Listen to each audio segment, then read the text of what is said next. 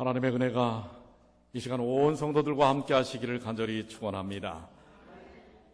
이제 5월입니다. 계절도 아주 은혜로운 계절이 되었습니다.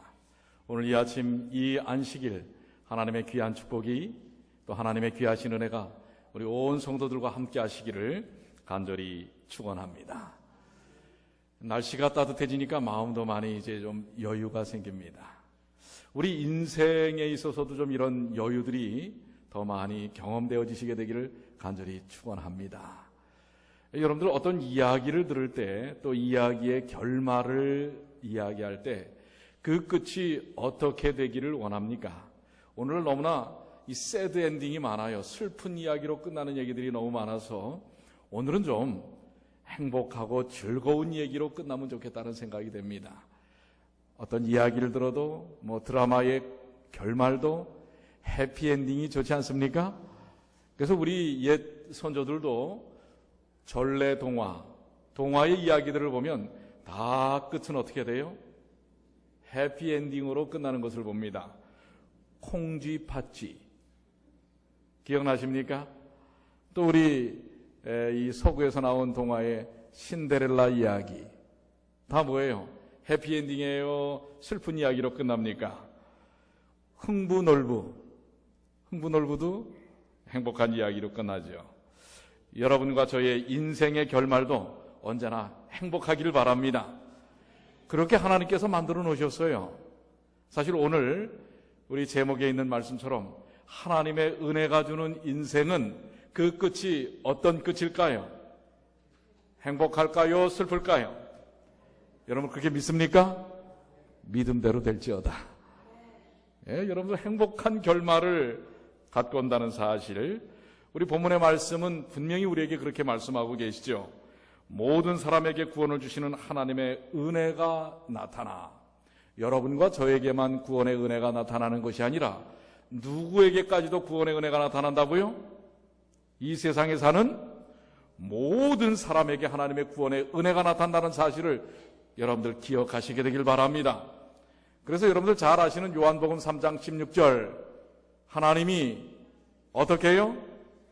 세상을 여러분과 저 믿는 사람만 사랑하시는 것이 아닙니다. 세상을 이처럼 사랑하시는 것입니다. 하나님은 이 세상 모두, 이 땅에 있는 인류 한 사람 한 사람 모두가 다 구원받기를 원하신다는 사실을 기억하십시오. 근데 여러분들 표정을 보니까 나만 슬픈 것 같이 하는 표정을 짓는 분들이 꼭 있어요. 자, 여러분들 행복하십니까? 오늘 주님의 은혜를 통하여 이 안식일이 정녕 행복함에 감동이 넘치는 그런 시간이 되시기를 간절히 축원합니다. 이 본문의 말씀 제11절은 모든 사람에게 구원을 주시는 하나님의 은혜에 대하여 증거를 하고 있는 것입니다. 사도 바울은 이 편지를 통하여 한마디로 기독교의 신앙은 하나님의 뭐에 기초하고 있다고 얘기하고 있어요? 하나님의 은혜에 기초하고 있다. 자, 은혜라는 게 무엇일까요? 사랑을 받을 만한 사람이 사랑을 받는 것, 이건 은혜입니까? 아닙니까? 그건 당연한 거죠. 사랑받을 만한 사람이 사랑받는 것은 당연한 일입니다. 그런데 사랑받을 수 없는 사람이 사랑을 받는 것은 그게 뭐예요? 그게 바로 은혜인 것입니다. 오늘 그 은혜를 여러분과 제가 입은 사람들입니다. 사실 우리 자신을 면면히 뜯어보면 하나님의 사랑을 받을 만한 존재입니까? 아닙니까? 여러분들 사실 솔직히 고백하면 하나님 앞에 내놓을 것도 없고 드러낼 것도 없고 자신만만하게 쓸 것도 없는 것입니다. 그러나 하나님은 우리를 너무도 사랑하십니다. 우리가 우리에 대하여 생각하는 것보다 훨씬 더 하나님은 우리를 사랑하십니다. 그래서 분명히 디도서에는 하나님의 모든 은혜가 이 땅에 있는 그것을 알거나 모르거나 모든 사람에게 주어졌는데 그것을 뭐라고 설명하고 있어요? 에베소서 2장 8절로 9절은 다 같이 한번 읽어볼까요? 너희가 그 은혜로 인하여 시작. 너희가 그 은혜를 인하여 믿음으로 말미암아 구원을 받았나니 이것이 너희에게서 난 것이 아니요 하나님의 선물이라. 행위에서 난 것이 아니니 이는 누구든지 자랑치 못하게 함이니라. 이 모든 것이 하나님의 은혜가 하나님의 무엇을 통하여 이루어진 것이다? 우리에게 주신 선물을 통해서 이루어진 것이다. 그러니까 여러분들이 오늘 이렇게 삶을 누릴 수 있는 것, 이것은 전적으로 하나님의 은혜입니다. 사실 여러분들 가만히 깨달아 보면요, 이 세상에 당연한 것이 없어요. 당연하다고 생각하는 것들이 사실은 특별한 일들이라고 하는 사실을 봅니다. 제가 얼마 전에도 병원을 갔더니요, 얼마나 많은 분들이 이 병원에 누워 있는지 몰라요. 어떤 분은 숨을 제대로 쉬질 못해서 산소 호흡기를 갖다 대지 않으면 뭐예요? 숨을 쉴 수가 없어요. 여러분들, 숨 쉬는 것 아주 당연한 것 같지요? 그러나 알고 보면 이것도 당연한 것이 아닙니다. 여러분들, 먹는 것 당연하지요? 여러분들 아침에도 잘 잡수고 오셨지요? 그런데 지금 이 순간에도 이 목으로 음식을 넘길 수가 없어서 옆에다가 뭐예요? 튜브를 꼽고선 그것도 유동식을 넣어야만 생명을 유지할 수밖에 없는 그런 사람들이 얼마나 많은지 모릅니다. 여러분들, 음식을 내가 맛을 느끼면서 넘길 수 있다는 것 당연한 일입니까? 깨닫고 보면 이것은 은혜인 것입니다. 그렇지 않습니까? 그나마 지금 틀니를 끼울 수 있는 것에 대해서 감사하시게 되길 바랍니다. 예? 나중에는 틀니도 못 끼우게 되는 그런 형편이 된다고 하는 것입니다. 또 여러분들, 싸는 것은 어떻습니까? 예? 싸는 것도 당연한 일입니까? 우리 혹시 성도 중에서는 제대로 못 사는 분들이 계세요? 이 싸는 것도 이게 만만치 않은 일입니다.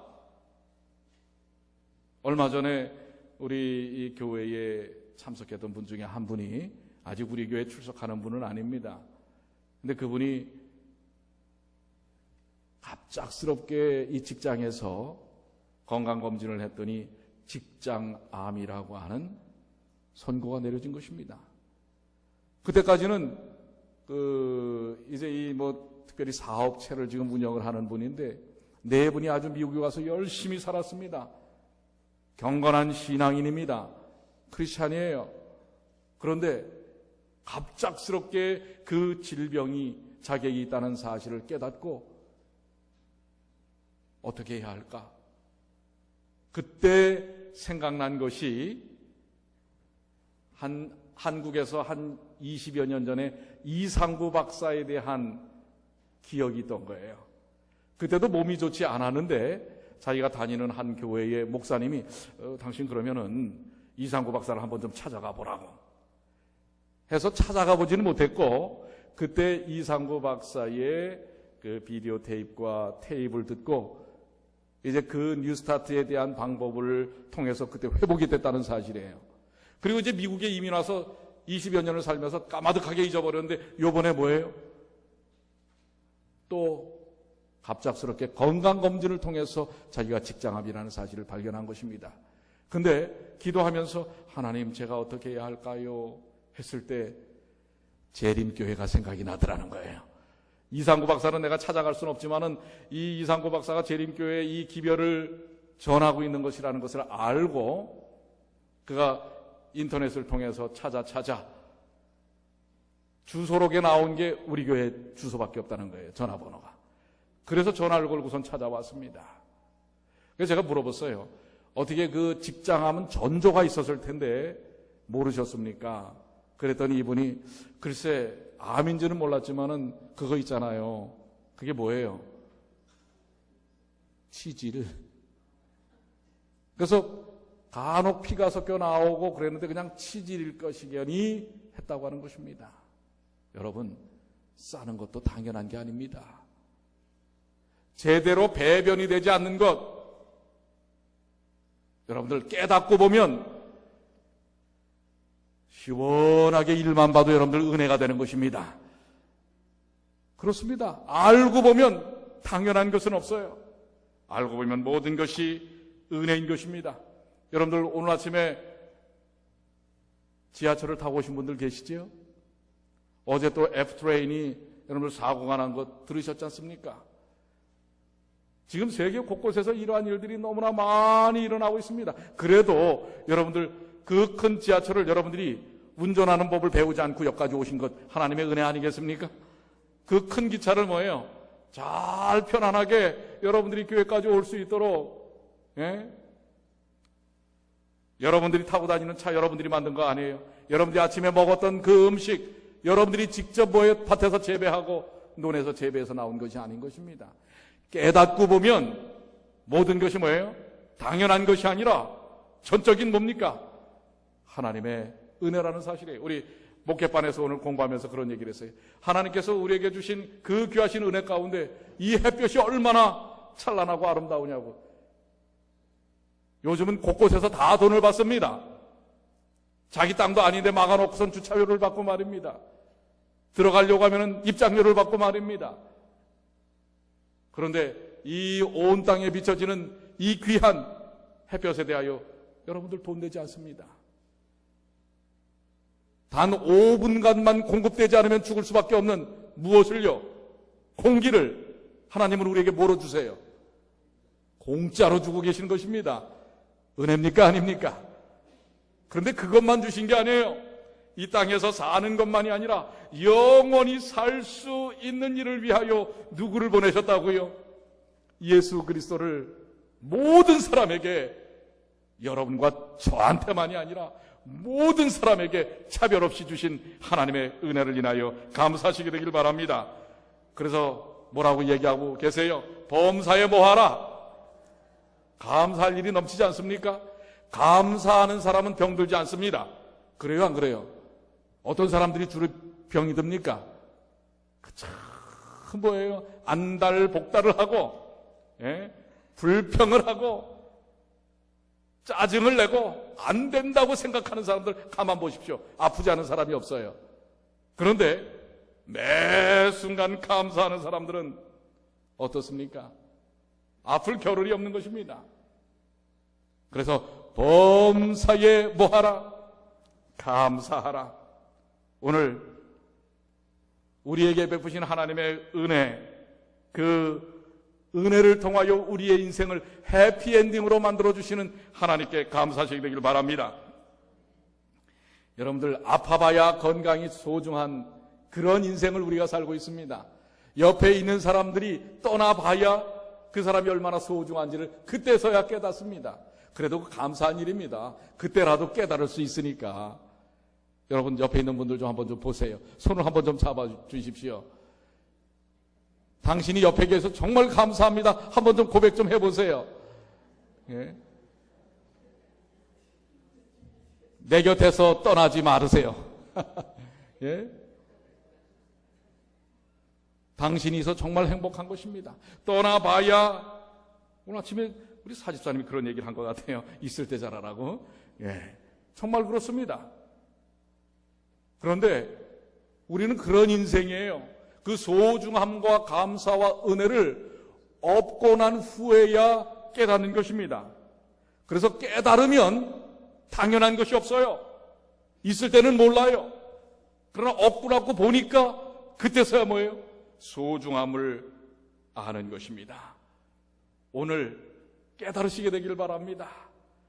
오늘 우리에게 주신 은혜가 얼마나 엄청난 것인지, 얼마나 크신 것인지, 아파도 여러분들 감사하시게 되기를 바랍니다. 건강의 소중함을 깨닫게 하셨기 때문에요. 없어도 감사하시게 되기를 바랍니다. 있다는 것이 얼마나 또 의미 있는 일인지를 알게 하셨기 때문에요. 이 모든 것이 깨달으면 당연한 게 없다는 것, 여러분들 기억하시게 되기를 바랍니다. 여러분들 옥합을 깨트린 여인이 어떻습니까? 예수님을 향하여 다가왔던 옥합을 깨트린 그 여인, 그 여인은 옥합을 깨트리고 감사합니다. 자신의 전 재산을 예수님의 발에 끼워 붓고 감사합니다. 감사하는 사람은요, 그렇게 감사합니다. 그런데 가룟 유다는 어떻습니까? 제 것은 아무것도 주질 않으면서 뭐만 합니까? 오히려 그것을 깨뜨려 하나님께 마음을 다한 그 여인을 원망하고 책망합니다. 가만 보면 그렇습니다. 봉사하는 사람은 기뻐합니다. 그런데 안 하는 사람은 비판합니다. 이게 참 재미있는 모습이에요. 사랑하는 사람은 감사합니다. 그런데 미워하는 사람은 감사하지 않습니다. 여러분들 그 마태복음 19장 16절로 30절에 나오는 예수님께서 포도원의 일꾼들에 대한 비유를 말씀을 하십니다. 그 포도원의 일꾼들이 이제 주인과 약속을 합니다. 오늘 일당은 얼마라고. 그래서 정한 만큼에 대한 돈을 줍니다. 그런데 이제 12시가 넘어 오후 3시가 되었을 때 또 이 주인이 길가에 나가 있는 아직도 잡을 일거리를 찾지 못한 일꾼들을 찾아서 오라고. 그런데 이제는 해가 다 얼마 남지 않았는데 그래도 우리가 가서 일할 만합니까? 괜찮다고. 그러면서 부르지 않습니까? 자, 이 부분에 대하여 실무교훈에는 이렇게 설명하고 있습니다. 후에 온 일꾼들은 내가 너에게 상당하게 주리라는 주인의 약속을 믿고 일을 했다. 그들은 품삯에 대해 아무것도 묻지 않음으로써 주인에 대한 신임을 나타내었다. 그들은 주인이 정당하고 공평하게 처리해 줄 것을 믿었다. 그들은 자기들이 일한 분량에 따라 보수를 받은 것이 아니라 이 밑줄 친 이 글씨를 한번 보시기 바랍니다. 주인의 아량에 따라 보수를 받았다. 이게 뭡니까? 이걸 뭐라고 얘기할 수 있어요? 이게 주인의 은혜입니다. 주인의 아량에 따라서 보수를 받은 거예요. 일한 만큼을 받은 게 아니라 일한 것은 얼마 되지 않습니다. 일한 것보다도 훨씬 많은 넉넉함을 어떻게 보면은요, 가다가 시간 다 쓰고 돈 받다가 시간 다 쓴 것입니다. 그런데 뭐예요? 돈을 받는 것입니다. 누구의 은혜입니까? 주인의 은혜입니다. 그런데 그 일찍 왔던 계약했던 사람들의 태도는 어떻습니까? 뭐 하죠? 원망하고 따집니다. 그 사람은 뭐에 초점이 맞춰져 있는 사람이 아니에요? 주인의 아량에 초점이 맞춰져 있는 사람이 아니라 자기의 행위에 초점이 맞춰져 있는 것입니다. 자신의 일의 대가에 초점이 맞춰져 있는 사람입니다. 여러분, 우리 그리스도인 삶이 그렇습니다. 여러분들이 한 것에 대하여 대가를 원하면 신앙생활 행복하지 않습니다. 불평이 나오게 되고 비판이 나오게 되고 불만이 터지게 됩니다. 그런데 주인의 아량, 하나님의 은혜에 초점이 맞춰진 그리스도인의 삶은 언제나 행복합니다. 그게 작거나 크거나 다 무엇이기 때문에요? 하나님의 은혜이기 때문에 그렇습니다. 그러니까 여러분들, 우리 그리스도인들이 행복한 인생을 사는 방법이 뭔지 아십니까? 여러분이 한 것에 대한 대가에 초점을 맞추지 마십시오. 하나님의 구원의 은혜에 초점을 맞추시게 되길 바랍니다. 그러면 오늘 이 안식일이요, 정말 행복합니다. 오늘 이 예배 시간이요, 정말 은혜롭습니다. 오늘 여러분들이 예수님을 인하여 구원받은 것은 여러분들의 뭔가를 했기 때문입니까? 그분의 전적인 은혜입니까? 그렇게 믿습니까? 그러니까 여러분들, 내가 어떤 걸 가졌기 때문에, 내가 어떤 걸 이루었기 때문에 행복한 것이 아니라 전적으로 그분께서 내게 베푸셨기 때문에 행복한 것입니다. 여기 또 하나의 글에는 이런 말씀이 있습니다. 우리는 주님의 표준대로 죄를 판정하고 우리의 자신의 표준대로 하지 않기 위하여 분명한 분별력이 필요하다.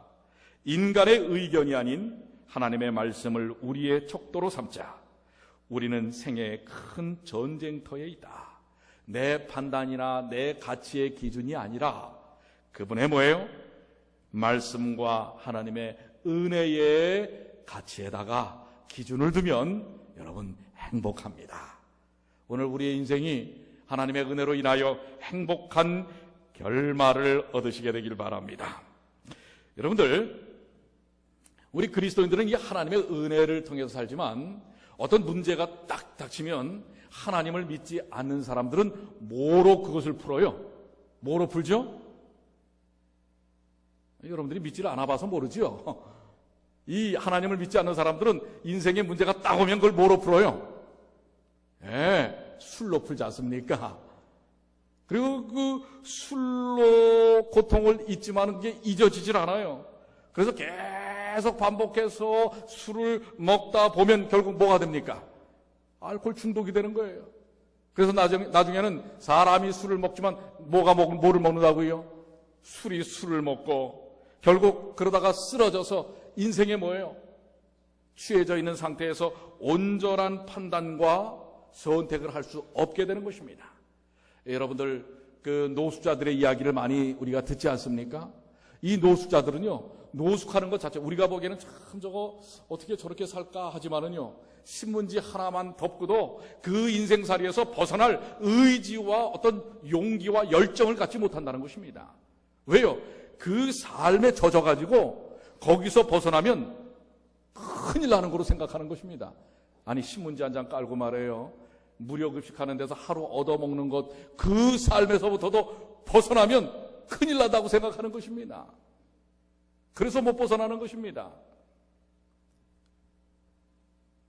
여러분들, 그러다가 이제 그것도 안 되면 이 미국에서는 또 마약을 하게 되는 것입니다. 오늘날 이 젊은이들이 이 공부의 스트레스를 잊지 못해가지고, 이겨내지 못해가지고 마약에 깊이 빠지는 것을 봅니다. 그런데 그러다가 또 도를 넘치면 그 다음에는 뭐예요? 희죽희죽 웃게 돼요. 어떻게 해요? 미치는 거예요. 미치는. 근데 여러분들, 그 사회학적으로 통계를 보니까 미친 학생들의 등수를 보니까 30등 이하는 미치지 않는데요. 그러니까 학교에서 이 30등 이하는 미치질 않는데요. 대개 미치는 아이들이 어떤 아이들인가 봤더니 5등 안에 드는 아이들이에요. 그러니까 미치는 것도 머리가 좋아야 미친다는 것입니다. 여러분들은 그럴 일이 없어서 괜찮죠? 저도 뭐 미칠 일이 없을 것 같아요. 그러니까 미치는 조건이 뭔지 아세요? 자꾸 집착하고 머리가 좋아야 미치는 것입니다.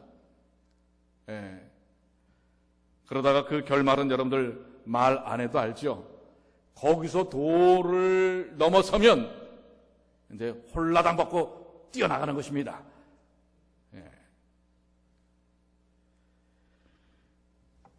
오늘 이 세상 사람들은 그렇게 문제를 그렇게밖에 풀어나갈 수밖에 없습니다.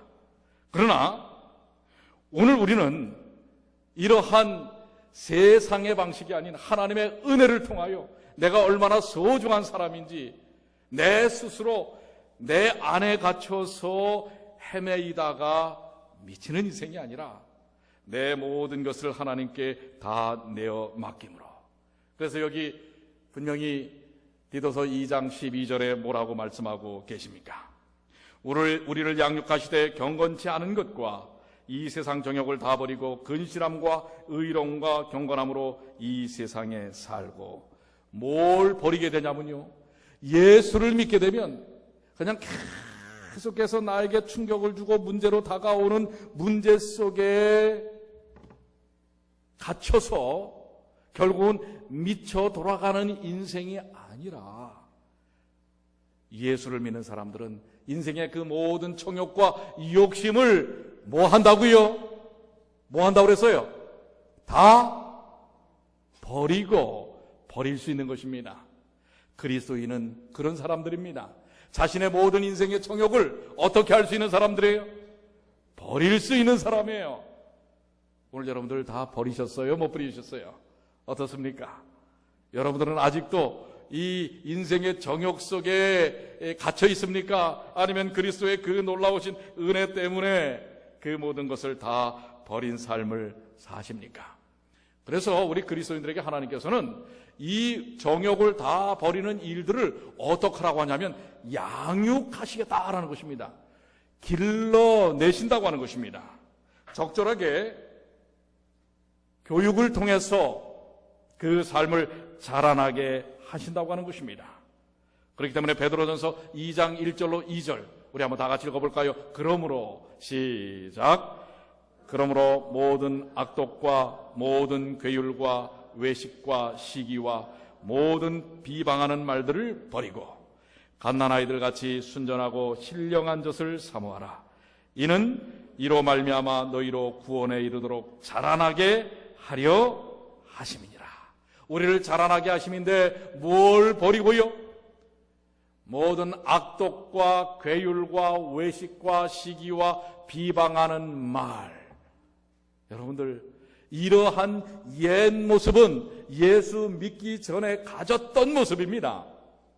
오늘 이 예수 믿기 전에 가졌던 이 모든 모습들을 버리고 순정하고 신령한 젖을 사모함으로 주님의 귀하신 구원의 그 놀라운 품성에 장성한 품성에 이 도달될 때까지 자라나는 영적 경험을 이루시게 되기를 간절히 바랍니다. 이 세상의 것들은 영원하지 않습니다. 그래서 여러분들 집착할 필요가 없어요. 사실 우리가 깨달아야 할 것들이 참 많습니다. 그런데 어떤 분의 설교를 들으니까 그 말이 나와요. 아주 이 처녀와 총각이 죽지 못해서 이제 뭐예요? 사귀는 것입니다. 아주 그냥 사귀는 게 대단합니다. 그래서 옆에서 볼 때 뭐가 쏟아지는 것처럼 보여요. 아주 깨가 쏟아지는 것 같이 보입니다. 자기들도 얘기를 해요. 목사님, 우리는 깨를 살 필요가 없습니다. 왜요? 깨가 쏟아지니까요. 근데 이분이 그 말을 했다고 그래요. 그 깨가 언제까지 쏟아지는지 보자고. 여러분, 깨를 여러분들 농사 져보셨는지 모르겠지만 깨를 한번 털면은요 또 나옵니까? 안 나옵니까? 또 나와요? 깨 한번 털고 나면 또 안 나와요. 깨는 한번 털고 나면 끝입니다. 정말 그걸 뭐라고 그래요? 진짜 이 말도 잘 안 되네. 예? 우리는 정말 아주 뭐예요? 떨어져서는 못 살겠다고 말해요. 이러했던 사람들이 나중에 뭐라고 그래요? 네가 그럴 줄 몰랐다고 말이야. 아니, 깨가 쏟아진다고 했는데 얼마 지나지 않아서는 뭐라고 그러는 거예요? 네가 정말 그럴 줄은 몰랐다고 말이에요. 여러분, 그렇습니다. 세상에는 영원한 것이 없어요. 그때 그 깨 쏟아지는 그것만 알았던 거예요. 그 다음에 뭐예요? 다른 모습이 있다는 것을 모르는 것입니다. 그런데 그게 우리 인생입니다. 왜요? 사람이 한결같을 수가 없습니다. 우리의 인생은 다 변하게 되어 있습니다. 중요한 것은 그것만 보고 메어 달리면 실패할 수밖에 없다고 하는 것입니다. 그래서 여러분들 한 가지만 알면 안 돼요. 한 가지 그 다음 것을 알아야 합니다. 그런 다음에는 어떻게 돼요? 이제는 못 살겠다고 죽겠다고 합니다. 그런데 또 그게 뭐예요? 그것이 전부는 아닌 것입니다. 이 5월은 가정의 달입니다. 이 다음 주에는 우리가 가정에 대해서 좀 말씀을 나누겠는데요. 그런데 아무리 성격이 안 맞고 내가 그럴 줄 몰랐다라고 해도요, 또 그 순간이 지나면 또 다른 모습이 있는 것이 인생이라는 사실을 우리는 알아야 합니다. 그렇기 때문에요, 그 순간에만 집착하면 안 된다고 하는 것입니다. 하나만 알지 말고 인생이란 여러 가지 다양한 상황과 현상과 모습이 있을 수 있다는 사실을 우리는 이해해야 합니다. 오직 이 땅에서 변하지 않는 분은 단 한 분밖에 없어요. 누구십니까? 우리 주 예수 그리스도밖에 없다는 사실을 이해하시고요. 그러니까 예수님 안에서 예수님의 은혜를 통하여 그래, 그때는 그랬었지, 지금은 이렇구나. 그러나 또 달라지겠지. 라고 생각해야 하는 것입니다. 우리는 언제나 그 순간만 같다면 견뎌낼 수 없는 인생인 것입니다. 내가 오늘만 같다면 내가 도무지 살 수 없을 거야. 그러나 여러분들, 오늘만 같은 날은 없습니다. 내일은 달라질 수 있는 것입니다. 그것이 예수 그리스도를 믿는 하나님의 백성들의 모습입니다. 디도서 2장 13절에는 결론적으로 이렇게 이야기하고 있어요. 자, 한번 다 같이 읽어볼까요? 복스러운 소망. 시작. 복스러운 소망과 우리의 크신 하나님 구주 예수 그리스도의 영광이 나타나심을 기다리게 하셨으니. 그렇습니다. 인생도 달라지는 것처럼 우리 주님은 우리가 이룰 수 없는 이 땅에서의 삶을 온전케 하시기 위하여 다시 오시겠다고 이야기하고 있는 것입니다. 근심과 의론과 경건함으로 이 세상에서 사는 우리들에게 복스러운 소망과 우리의 크신 하나님 구주 예수께서 영광 가운데서 나타나신다고 하는 사실에 대한 재림의 소망이 우리에게 있다고 하는 사실입니다. 세상은 오늘 같으면 내가 어떻게 살까? 요즘 같으면 우리가 어떻게 살까? 그래도 그 내일을 변화시키기 위하여 예수님은 다시 분명히 이 땅에 오신다고 하는 것입니다. 그렇기 때문에 여러분들, 하나님의 은혜를 잊지 마십시오. 어떤 순간이라도 하나님의 은혜를 잊지 않으시게 되길 바랍니다. 내가 한 것 때문에 우리가 행복한 것이 아닌 것입니다. 내가 해낼 수 있는 것 때문에 행복하게 되는 것이 아닌 것입니다. 내가 어떤 것을 하건 하지 못하건 주님이 은혜로 주셨기 때문에 행복하다는 사실을 기억하시게 되길 바랍니다. 그렇기 때문에 하나님의 은혜를 아는 사람은 하나님의 사랑을 나누고 삽니다. 여러분들, 미국에서 나온 책 중에 치킨 수프라고 하는 101가지의 이런 이야기들, 이런 것처럼 아주 세상의 아름다운 이야기를 기록해 놓은 치킨 수프라고 하는, 이 미국에서는 감기 걸리거나 아프면 할머니들이 치킨 수프를 이렇게, 우리 예전에 어르신들이 잣죽을 써줬던 것처럼 이렇게, 그런 의미에서의 이 치킨 수프는 우리의 생명을, 우리의 생활을 행복하게 만드는 책입니다. 여기에 이러한 얘기가 나옵니다. 오늘 이 얘기를 여러분들 다른 사람을 연상하면서 이야기를 듣지 마세요. 여러분 자신에게 이야기를 좀 적용시키시게 되기를 바라는데요. 미국의 어떤 대학생이 친구에게 전도를 받았습니다. 예수님을 막 영접한 후에 교회에 나가고 싶어서 학교의 길 건너편에 있는 가까운 교회가 있었어요. 그래서 이 대학생은 이 교회로 처음 교회를 들어서게 되었습니다. 그런데 이 대학생은 아직도 교회의 어떤 문화, 우리도 우리 나름대로 문화가 있잖아요. 이 문화를 몰랐습니다. 이 학생은 아무래도 1960년대 히피였던 것 같아요. 청바지에 머리를 장발로 길게 기르고 이 쇠칭이 막 박혀져 있는 이런 자켓을 입고 교회를 들어간 것입니다. 그런데 이미 교회 안에 들어가니까 예배가 시작되었는지 막 노래를 하고 있는데 교회가 가득 채워져서 자리가 없는 거예요. 그래서 어디를 앉을까 하다가 복도를 따라서 성큼 이미 지금 막 앞에서는 찬양을 하고 있는데 성큼 걸어 나오더니 바로 이 단 앞에 있는 카페트 자리에 털썩 주저앉는 것입니다. 그 순간에 아마 여러분들 상상을 해보세요. 그런 청년이 머리는 히피로 길게 늘어뜨리고 청바지는 한쪽이 째져서 살갗이 다 보이고 말이에요. 징이 막 박혀져 있는 이런 옷을 입은 청년이 오늘 우리가 예배를 드리는데 성큼성큼 걸어와서 이 앞에 딱 앉는다고 한번 생각을 해보세요. 전부 노래를 부르다가 말고 눈이 둥그레져가지고 그 청년을 본 것입니다. 시선이 그대로 거기에만 초점이 맞춰져 있는데 그 순간 저 뒤에 우리 한경택 선생님처럼 뒤에 앉아 계셨던 80세 우리 노 할머니 집사님이 지팡이를 딱 들고선 뒤에서부터 걸어 나오기 시작하는 거예요. 내심 교인들은 아이고 속 시원하다.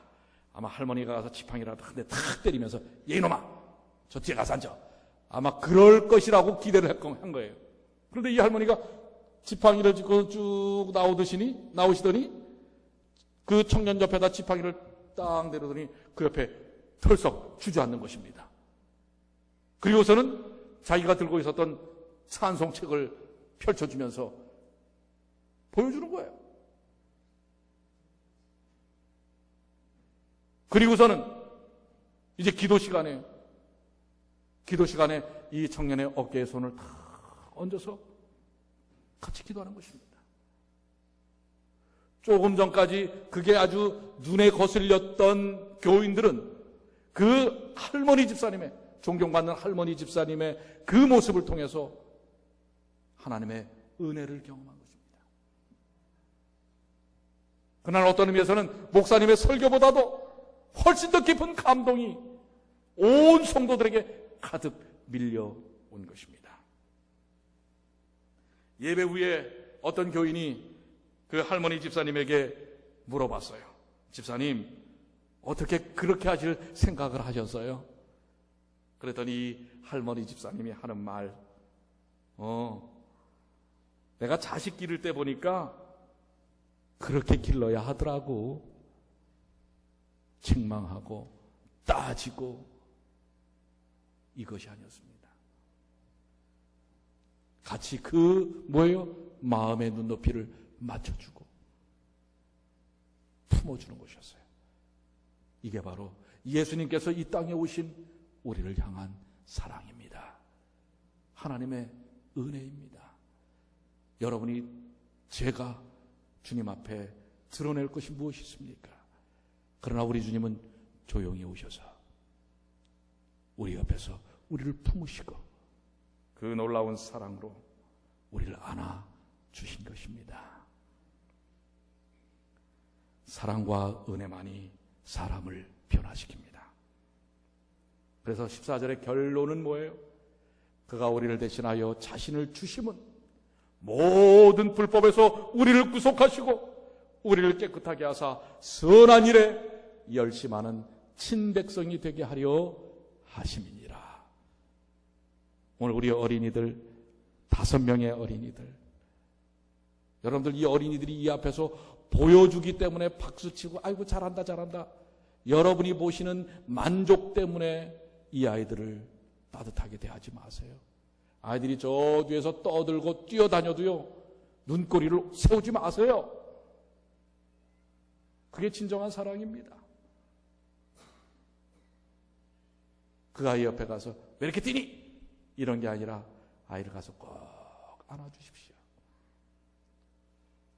이것이 오늘 주님께서 우리에게 보여주신 은혜입니다.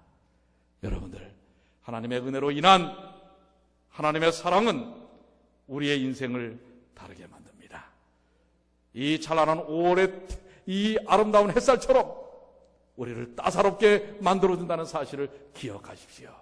여러분 주변에 좀 여러분의 마음에 들지 않게 하는 성도들이 있습니까? 자식들이 있습니까? 교인들이 있습니까? 나라의 지도자들이 있습니까?